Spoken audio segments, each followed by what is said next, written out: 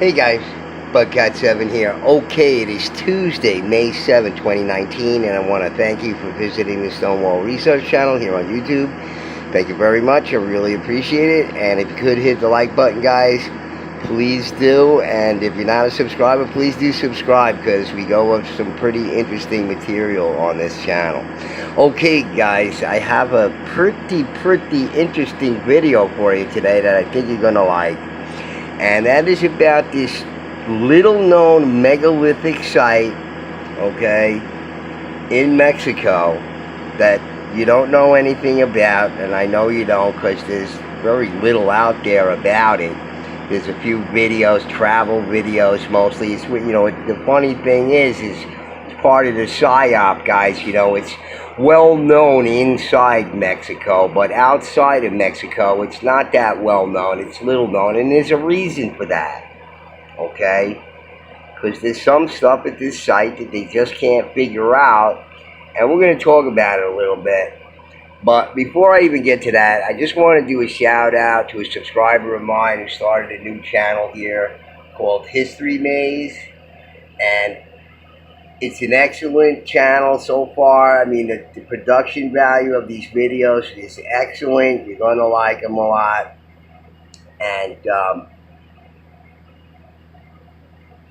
just the way that, you know, this particular fella does his analysis is similar to that of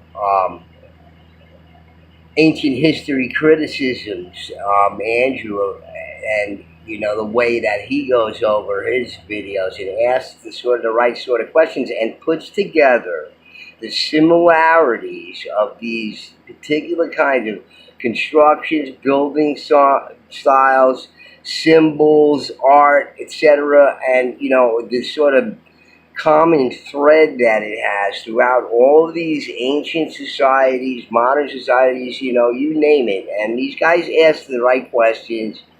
They're highly intelligent guys. This fellow at History Maze is a very intelligent fellow, asks a lot of the right questions, you know. He's putting this stuff under a microscope, you know, like I do, but my style is a little different, you know. So shout out to History Maze, and good luck. Subscribe. He's only got 30 subscribers, guys, and you got to see his stuff. It's excellent. Excellent. Well done. Very good work. Back to my Joe's Garage style here. Okay. So, and this, by the way, is where it's located. All right. Just southwest of Mexico City, and there's so many sites around these areas, okay? So it's a happening town. You can go there and have some margaritas and whatnot, and look at some fine stuff here, but the way they downplay it really is just kind of stupid. Okay, so let me try to get through this, because I want to get to the article that I chose for this, and it's by a fellow at Ancient Origins that I really like. I've done other stuff with his stuff before, and we're going to look at that, but let me read a little bit of this to you. You get an idea of what's going on here. Malinalco has always been associated with magic or sorcery due to the legend that it was the home of the goddess. And pardon me if I screw up these words. They're tongue twisters to begin with, and I'm beat, and it's after work, and I'm just trying to get through this, guys. So Malinalco, the goddess Malinalco,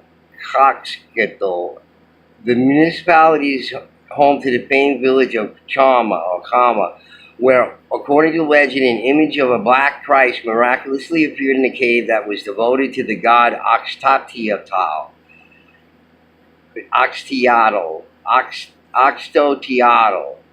I guess. It is the second most visited shrine in Mexico after the Basilica of Our Lady of Guadalupe. The Aztecs conquered the area in the 1470s and established here a sanctuary for their military elite, the Eagle and Jaguar warriors. Okay, so we're going to look at that stuff, and here's one of these Eagle warriors. Okay, Eagle. Eagle is a mighty creature, my friends, revered in many societies. Okay, The eagle has certain attributes that, humans don't have, and that's why they're so admired animals, because they have these attributes that we don't got. And the jaguar warriors, okay? This guy looks pretty vicious, man. And, if you know anything about the big cats, and I know a lot about the big cats, and the jaguar is one of the strongest ones, okay? Because they're not built like other cats. Jaguars and tigers are built differently than all the other big cats. They have extreme upper body strength, okay?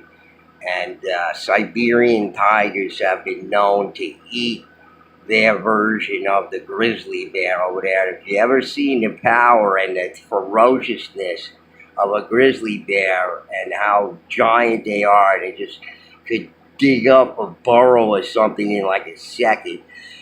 And they're savage. They're just savage. And tigers eat these things for lunch. Siberian tigers eat them for lunch anytime they want. They're 10 feet long, 600 to 800 pounds, okay? And it's just amazing. So jaguar is similar to that. Real powerful totem. Like the ones I got on my hands. Cat totems. Okay, back to this thingy here. Okay, so the main attraction of this archaeological site, like it's some kind of, carnival sideshow. Okay. The main attraction of this archaeological site is Kwahakali, or House of Eagles, where these eagle and jaguar warriors were initiated, which is a building carved out of the side of the mountain, okay? Which is very interesting because the Aztecs, there is no evidence of any sort of tools the Aztecs could have possessed to carve this kind of stone out of the side of this hill or mountain, or what they're calling it. What are they calling it, a mountain? Okay. So, which is a building carved out of the side of the mountain. So let's see what it says down here in this other part of the article. And, another funny thing here is this is such an important site, all right? How come there's not a page devoted to it on Wikipedia? I mean, Wikipedia's got almost every single major site, that you can name, and even a lot of minor ones and nothing ones or whatever. And this one doesn't even get its own. It's just inside this, article about the whole town there, tourist trap or whatever the heck it is. All right. According to mythology, the god Huitzilopochtli abandoned his sister Malinalco because she was practicing evil witchcraft. While she slept, he left her in the middle of the forest. When she woke, she was furious at having been abandoned by her brother.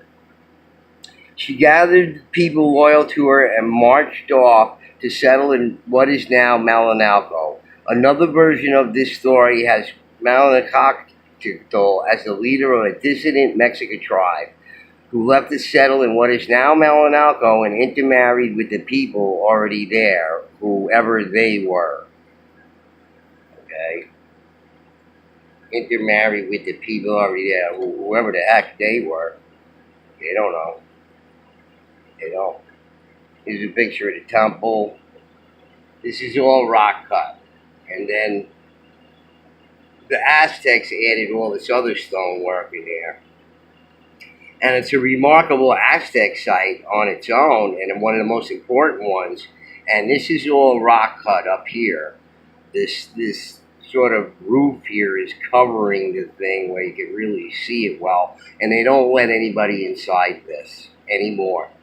They don't let anybody anywhere near this. You can see a replica at a museum.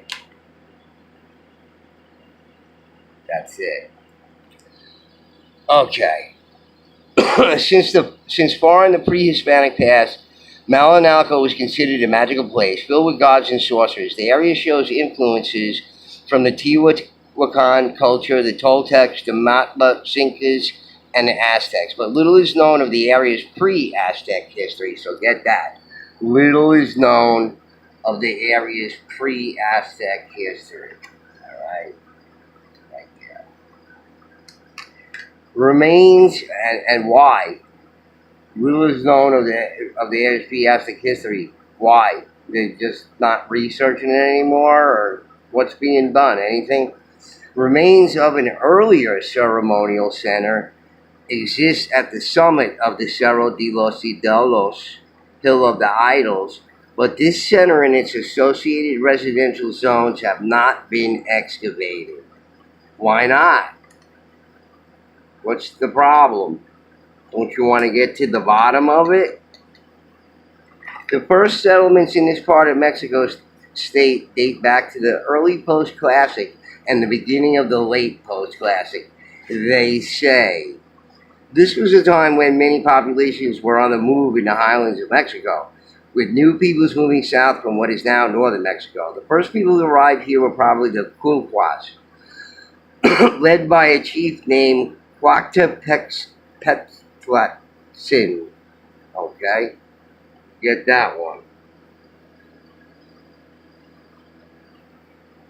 Interesting name. After this group had already settled in the Valley of Mexico, other peoples to arrive here include the Matlazincas, the Aquiltecos, and the Atomi. By the time the Aztecs arrived, the area was dominated by Matlazincas, who had settled earlier in the Toluca Valley by the 8th century CE. They migrated here, they say. By the mid-15th century, and the Aztecs and the Matlazincas had something of an understanding. Okay, so I'm not going to read on with that. It's whatever the history with the Spanish, and who knows if it goes that way. You know, you say yes, I say no. You say why. Okay. Whatever. They get into the politics of the thing. They don't know anything about it. It's all made up. Okay, so in this little monuments thing here, they give a paragraph dedicated to this one important site of the Aztec. And listen to what they have to say. Okay, and you got to scratch your head and say, well, why doesn't it have its own page? Where's the rest of the archaeology? What's going on? Why aren't they excavating stuff? Is there a reason? What, don't you want to find out, what's going on with this site? And, none of those questions are being answered by anybody. Okay. The major attraction here is the Cuauhtincan Archaeological Zone, located just west of the town center on a hill called Cerro de los Ídolos, which rises 215 meters above the town. On its sides are a number of pre-Hispanic structures built on terraces built into the hill. You see that? The hill. Terrace built into the hill. Remember at the top of the article, it was cut into the side of the mountain? Now it's a hill. It was a mountain up there, but now it's a hill. Okay? The main structures are at the top. Okay, that's funny. The main structures are at the top as far as we can see, but they say there's more structures above those structures that haven't been excavated. And why not? This is one of the most important Aztec sites and was discovered in 1933. So this is one of the most important Aztec sites. Okay? This is one of the most important Aztec sites. Alright? And was discovered in 1933 and explored by Jose Garcia Payan in 1935. The physical complex dates from the Aztec Empire, but the site's use as a ceremonial center appears to be much older. Okay? But the site's use as a ceremonial center appears to be much older. Well, what about that? The sanctuary complex was built from the mid-15th century to the beginnings of the 16th. To get to the Cerro de los Ídolos, one must climb 426 stairs up 125 meters. Along the stairway leading to the site, there are signs with the area's histories written in Spanish, English, and Nahuatl. The site contains 6 buildings. The Cuauhtli, or House of Eagles, which dates from 1501, they say, is the main building, which is significant in that it's carved out of the hill itself. And you know what, guys? It kind of makes you wonder, okay, this thing was built in 1501, at least the Aztec portion of it, and why was it covered up with dirt? I don't know, isn't it like, buildings in Europe since like 1501, they're not covered in dirt, top to bottom, where they got to excavate the thing. What went on there? Is the main building, which is significant. It is that it is, look, at the top it was carved out of the mountain. Significant, and that it was carved out of the hill itself. Now it's a hill. Well, it's not quite a mountain, it's a hill, but it's bedrock, but it's not a mountain, it's a hill, but I don't know. Do you know? I know. The building is in the shape of a truncated pyramid, which is very interesting. Built this way due to the lack of space on a hill, they say. The monolithic quality has been compared to the Ellora in India. Get this. The Ellora in India, Petra on the shores of the Dead Sea, and Abu Simbel, okay, in Egypt. So it's been compared to that, but for some reason it doesn't have its own page here on Wikipedia. Where a lot of that out there in the world, you know, there's a few things here and there, interesting things, you know, alternative research things. But not a lot, you know, a lot of travel stuff there, you know, one of the most important sites. But, you know what? Go to the other sites. They're better. Okay? This was a sanctuary for the Eagle Warriors for rites such as initiation. A 13-step staircase, very interesting, 13-step, leading into this temple is flanked by side struts and 2 feline sculptures that base the plaza in front, whose heads have been knocked off by some jerks in the past who helped us out by knocking their heads off. Thanks guys. The Kali consists of 2 rooms, one rectangular and the other circular, with an opening in the wall between the two. After being carved out of the rock, the walls and ceilings were covered in stucco. Okay, this common stucco thing, even with these rock-cut megalithic things, you're applying stucco and painted with murals, like we saw in Malta. Okay, the temple in Malta, and heard about the temple in Malta, where you have these rock paintings and stucco and all this kind of stuff. Okay, you know, stucco everywhere, okay? Which means that the surface has to be prepared. Like anything you're applying, you have to prepare the surface first with something. It's got to be prepared with something. Then apply the stucco. It's not just going to stick there by itself. You know, we got stucco that sticks because it's made out of chemicals. In the upper part, the entrance is symbolized with the open jaws of a serpent, complete with fangs, eyes, and a forked tongue, which was painted red. This upper portion is covered by a thatched roof of the grass in the thatched roof of the grass the area is named for. If that's what it had in the past, who the heck knows? But let's get to the article here. Okay, now look at this thing. Okay, this part of it is all rock cut. And they didn't mention anything about this. They did not mention this part of it at all in the Wikipedia article. Just this part, the Eagle Temple. Okay?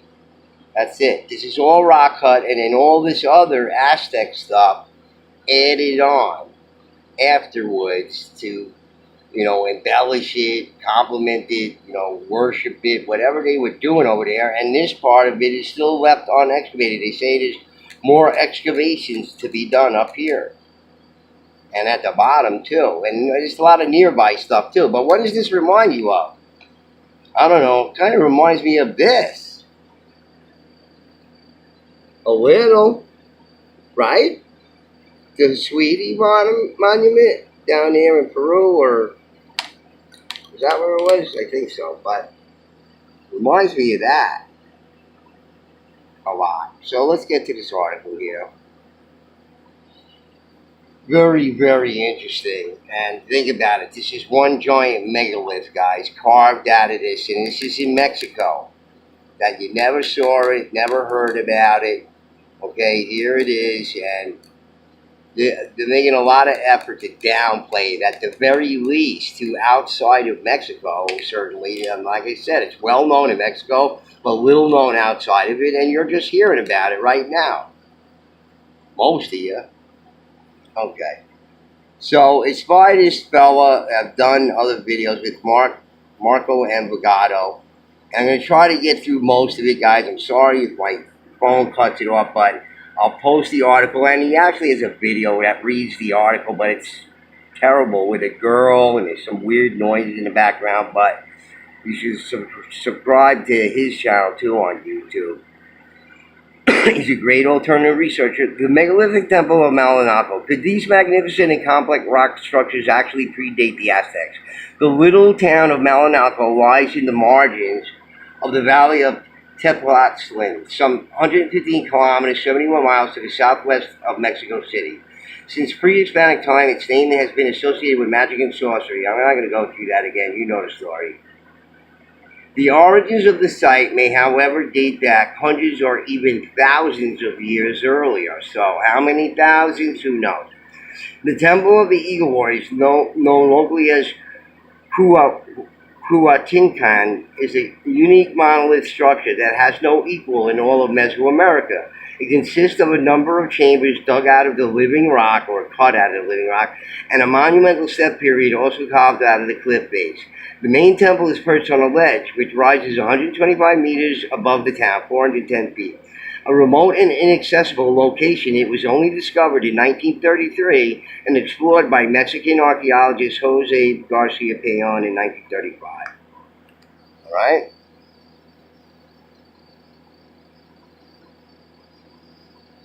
It's a view of it.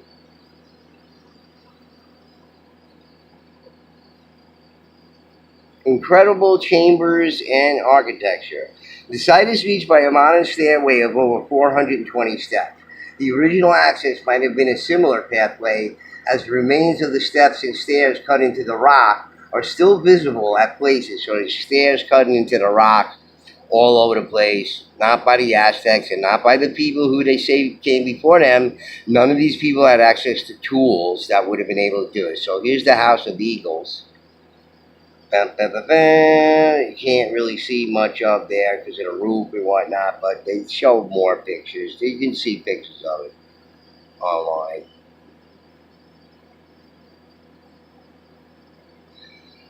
Upon reaching the level of the first rock ledge where the main temple is located, one encounters a large rock-cut trench that was clearly left unfinished, they say. From there, or who knows, unfinished. All these sites where they say this was unfinished, and this was unfinished, and this was, isn't it a little curious to you why there's all these different sites where they say whatever happened there, it's just unfinished? I don't know. It just doesn't make a lot of sense. Sure, this construction projects we have now that would be considered unfinished if something suddenly happened or something like that. But as I said, when people start doing something, they have a tendency to finish it. Right quick. As soon as they possibly can. From there, a narrow pathway gives access to a small plaza closed on three sides by ceremonial structures and platforms.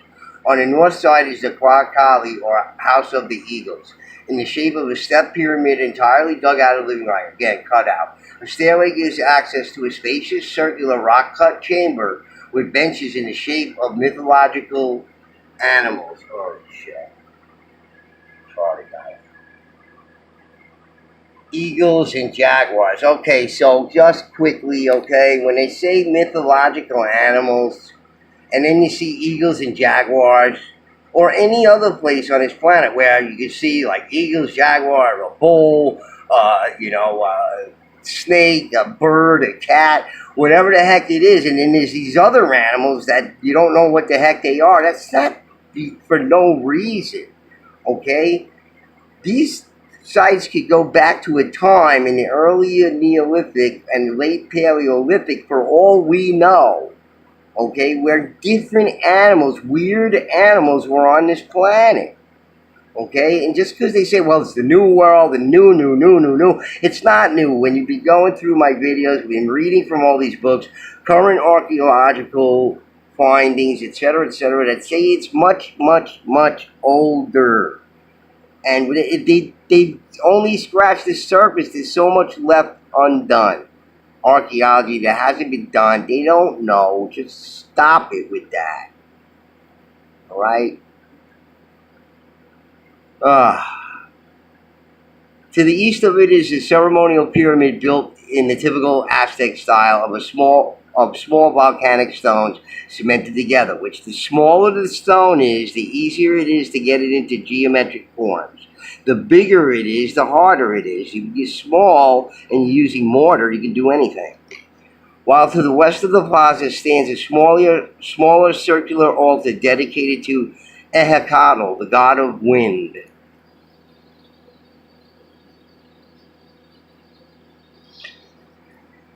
Further to the east, on a continuation of the same rock ledge that was artificially enlarged by means of massive retaining terraces, are a number of chambers and circular structures.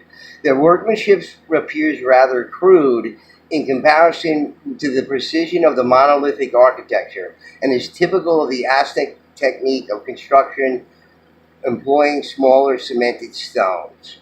Okay? By far the largest structure on the site is an immense rock-cut chamber that they neglected to mention in Wikipedia, with a front of over 20 meters, 65 feet. This has been entirely cut in the living rock with astonishing precision, partially cutting some earlier trenches and aqueducts that are still visible in its upper portion. These aqueducts continue in the form of narrow stone conduits further along the cliff face until reaching some sort of reservoir or cistern or something like that, no doubt. View of the House of Eagles, the main monolithic temple that dominates the site of Malinalco. Okay, and if you thought megaliths were just giant blocks or stones or whatever, there are whole things, like in Peru, whole constructions, rock-cut structures. The House of Eagles, where blood is spilled. The House of Eagles is a unique example of monolithic architecture. It was carved directly into the hillside without the aid of metal tools, as these were not known to the Aztecs. Okay, so how did they cut perfectly flat surfaces with no chisel marks and into perfect right angle 90-degree corners? It is almost incredible to imagine that such a structure and its intricate decoration would be carved with simple stone tools. Yep, it sure is. I'm not imagining that. I think you gotta be asleep to imagine that. The rock was carved in the shape of the three-tiered pyramid, rising from a high podium, which was similarly carved in living rock. The single monolithic stairway leads to the top, flanked by balustrades on both sides and seated jaguar statues that might have served as standards, now badly defaced with their heads knocked off. And see, there's the eagle in the center, there's the jaguar behind him on the upper thing here, and this looks like a turtle or something like that. I mean, that doesn't look mythical, but they say mythical, whatever it is. Okay, so it's reconstructed in a museum, okay, and it says a circular hole in the floor would have served to collect blood or other fluids from the altar. It's also possible that the circular hole filled with water could have served as a water mirror for solar astronomical observations. Okay, I don't know why that happened. Clicked on it by accident.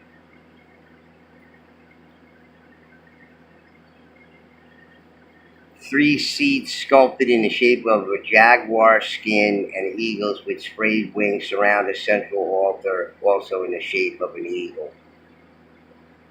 Okay, so it must be eagles. The temple on the top is similarly flanked by a pair of statues to each side of the entrance. The one to the right, probably depicting a warrior, but now lacking its upper part, knocked off, rests on a serpent head, while one to the left of the entrance sits on what appears to be a carved drum pierced by a number of drilled holes. The doorway itself was meant to represent the open jaws of the earth monster, whose bifurcated tongue flops out to form a step leading to the temple. Very interesting. The main chamber is a circular shape, with a bench running around the perimeter. The workmanship of this section is extraordinarily precise, with a number of high-relief figures in the form of eagles, jaguar skins carved upon the bench. An altar in the shape of the eagle stands in the center of the room. The blood was meant to be spilled on this altar is proved by the presence of the channel that drains a perfectly circular hole drilled in the floor of the chamber. Maybe. Blood.